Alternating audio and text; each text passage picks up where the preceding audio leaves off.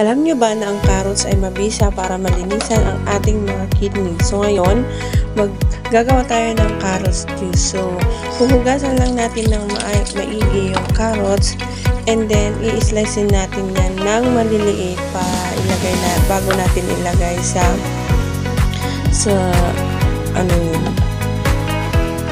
processor. So ayan, hiniwa-hiwa ko muna ng maliliit.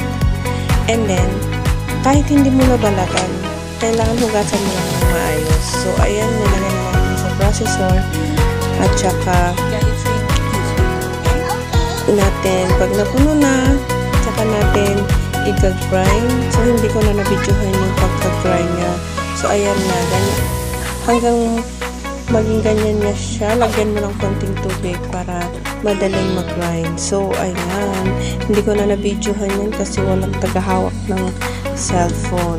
So ayan na siya guys. Tapos salain mo para makuha yung kanyang juice tsaka mo inumin. So diba, fresh na, walang halong iba kundi yung carrots lang. So thank you for watching.